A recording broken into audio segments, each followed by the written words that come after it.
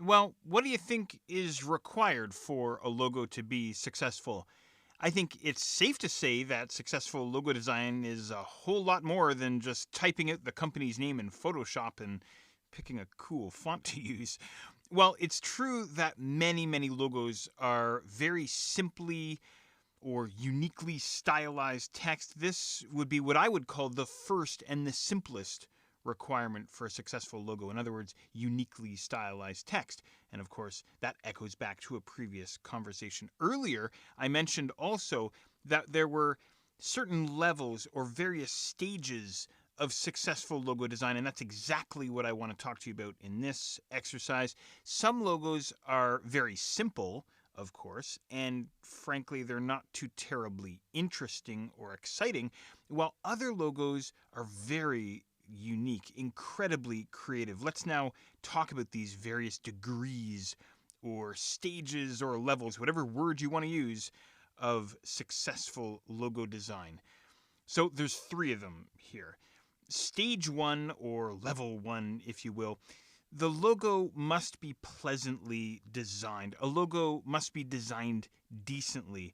It's got to be simple, but in this initial stage or this initial level, the logo isn't particularly amazing or even very interesting, but at the same time, though, it isn't necessarily bad either. It's just kind of okay. It's fine. It fulfills the purpose of a logo in that it distinguishes itself from all other vendors in the same market, but that's kind of it. That's kind of all it does. It isn't interesting, it isn't all that creative, but it fulfills the duty of a logo on a functional or a fundamental level by looking unique from all others in the same market. Okay? So, you're probably wondering about some examples. Well, how about the Sony logo? You and I both know the Sony logo. It's on half the stuff we own, half the electronic stuff we own anyway. How about the Panasonic logo or the Brother logo? Again, none of these logos are bad. They're all pleasantly designed. They're all different from one another. They're all unique, but they aren't particularly remarkable or amazing either. Okay, so this is stage one or level one of successful logo design. Let's take it to the next level.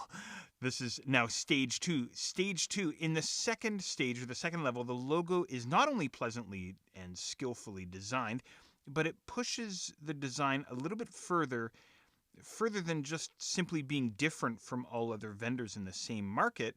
Now the logo implies something about the company or the industry that it's in.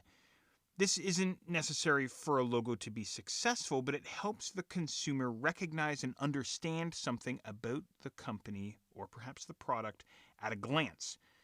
Here's some examples for you: the Asus logo, the Nikon logo, or Polar. All of these logos, or these three logos at least, all look kind of techy and perhaps even maybe kind of science fictiony.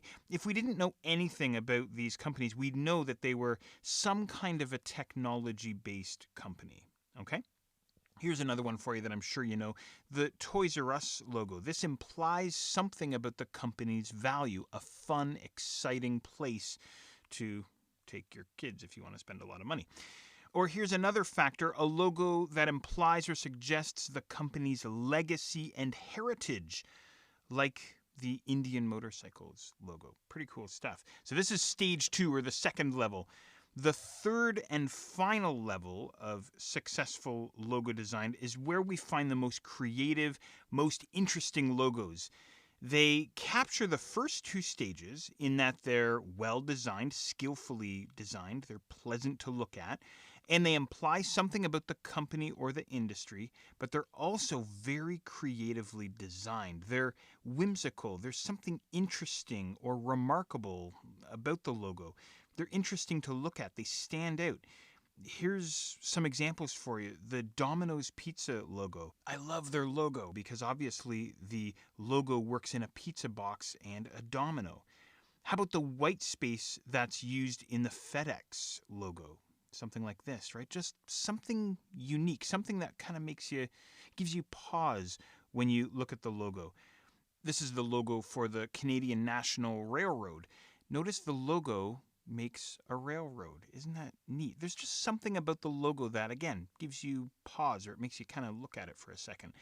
Now, creating a logo that succeeds on all three levels, in other words, a logo that is unique from all others in its marketplace, that implies something about the company or the product, and is also cleverly crafted or somehow creative, is a huge, huge challenge. The best logos condense an entire brand, company, and vision, and perhaps its values and so on, into a single symbol or mark that the client is not only happy with, but also that appeals to the company's marketing efforts and provides immediate customer recognition. So there you go. There's the three stages, or the three levels, if you will, for successful logo design. Don't forget, though, that even at stage one, a logo can be very successful. It depends on how far you want to push the design and the creativity that's being injected into the logo. Now, before we close out, though, there's two other points that I want to make here with you.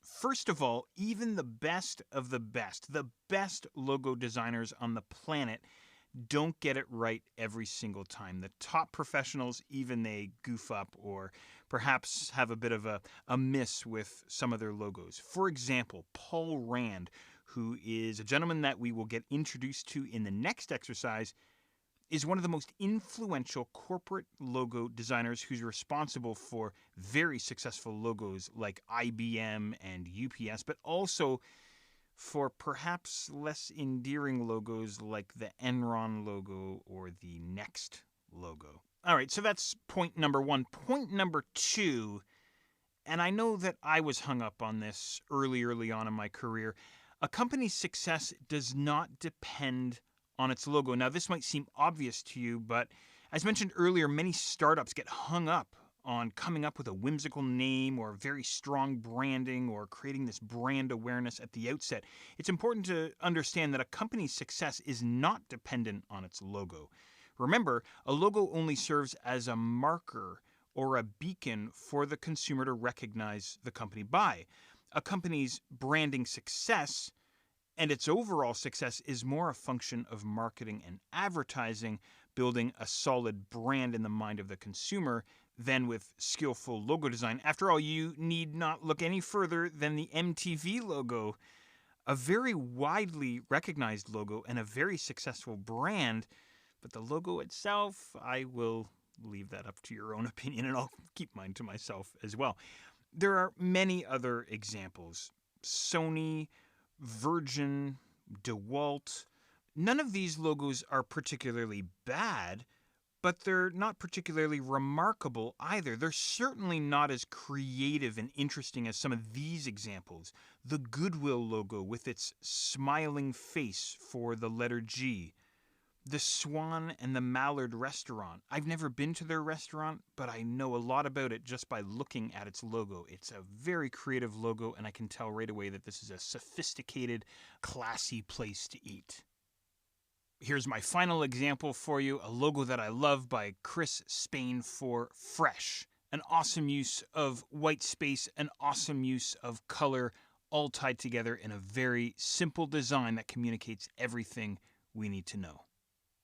So there we go. There are the requirements, the levels of successful logo design. I hope there's been quite a few takeaways for you in this exercise.